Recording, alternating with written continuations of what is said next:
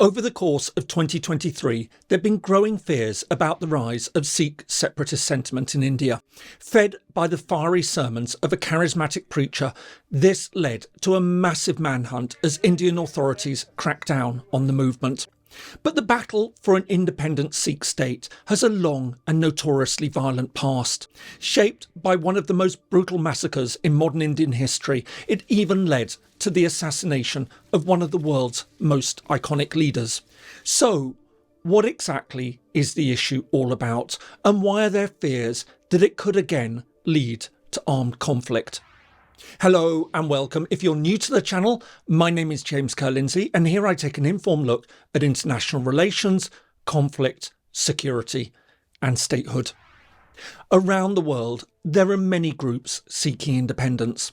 In many cases, this is based on some form of ethno-linguistic identity. However, it can also be centred on religious beliefs. One of the most significant examples is in India, where there's been a long-standing campaign within the Sikh community to establish a national homeland, Khalistan. This recently came to wider attention when Indian police arrested a leading figure in the pro-independence movement. But while there are fears that violent Sikh separatist sentiment is again rising, are these concerns really justified? The Republic of India lies in South Asia. At 3.9 million square kilometres, or a little under 1.3 million square miles, it's the seventh largest country in the world. Operating under a federal system, the country is divided into 28 states and 8 union territories. India's population is now estimated to be 1.4 billion. Having just overtaken China, this now makes it the most populous country in the world. It's also highly diverse, ethnically, linguistically and religiously.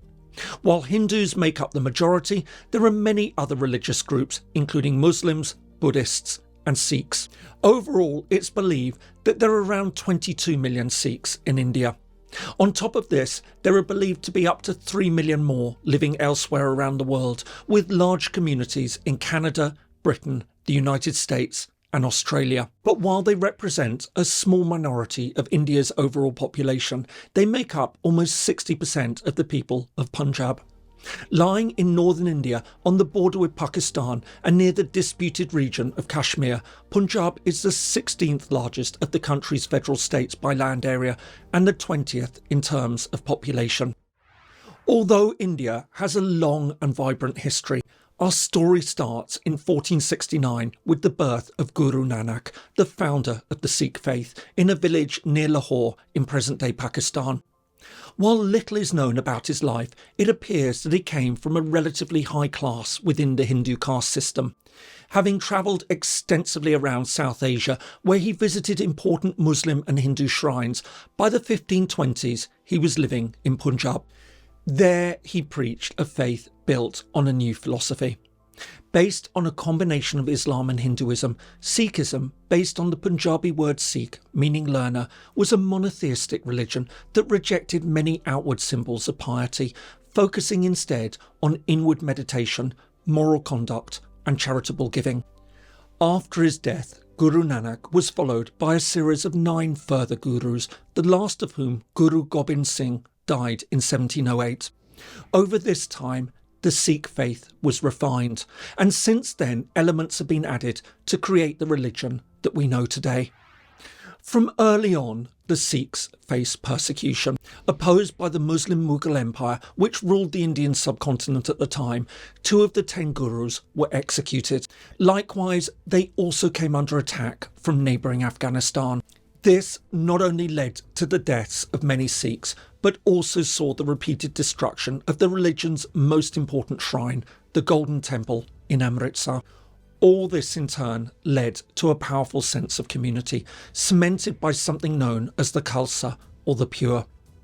The community also became increasingly militarised, and as the Mughals weakened in the late 18th century, the Sikhs ended up forming their own political entity, the Sikh Empire.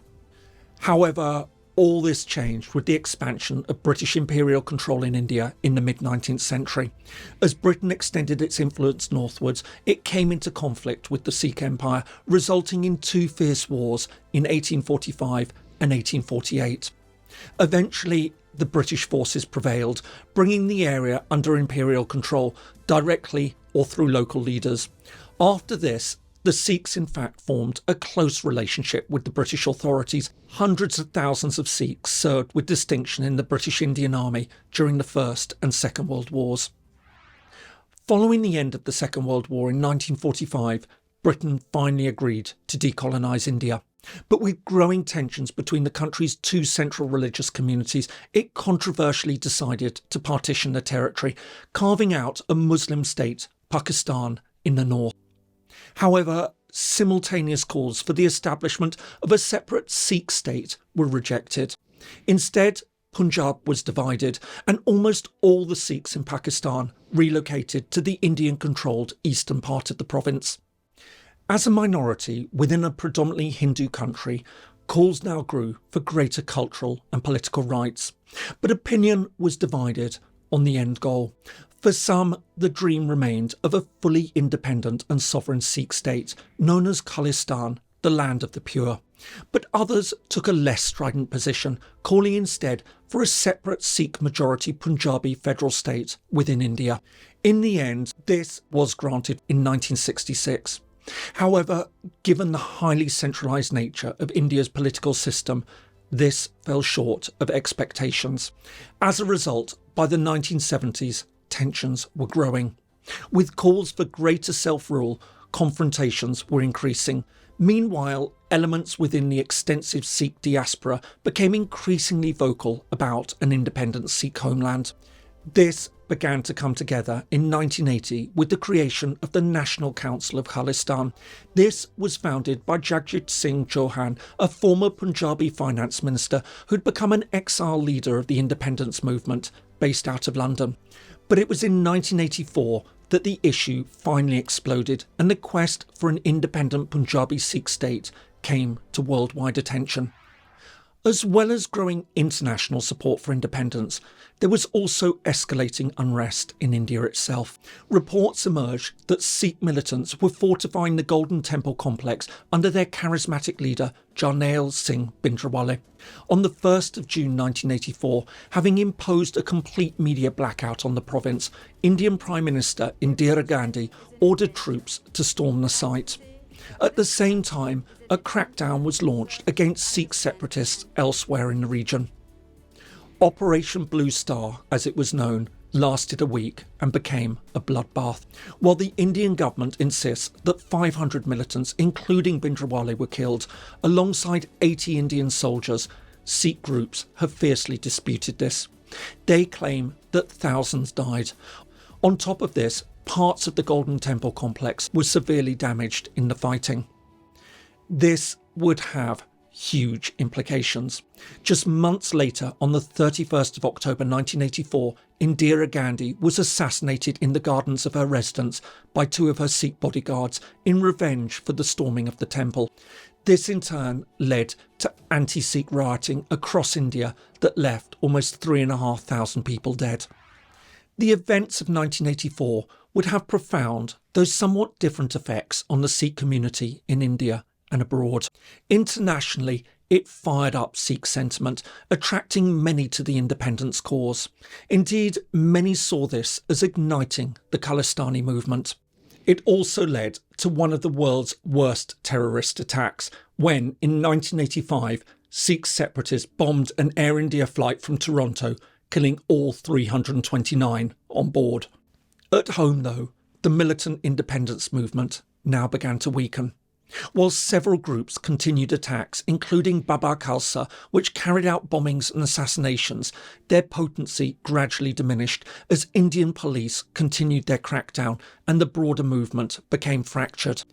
By the turn of the millennium, the armed campaign was seemingly finished, and many Sikhs now seemed disillusioned. Indeed, Chauhan, who'd lived in exile for many years, had been pardoned and returned to India, where he died in 2007. Likewise, within the diaspora, the passage of time appeared to temper feelings. While many remain committed to the cause of an independent Khalistan, the movement seemed to be slowly petering out. This was aided by an increasingly aggressive clampdown on Sikh militants by Western governments. For example, in 2001, Britain placed Baba Khalsa on the list of proscribed terrorist organisations, a place it still holds to this day. So, what's led to the latest developments?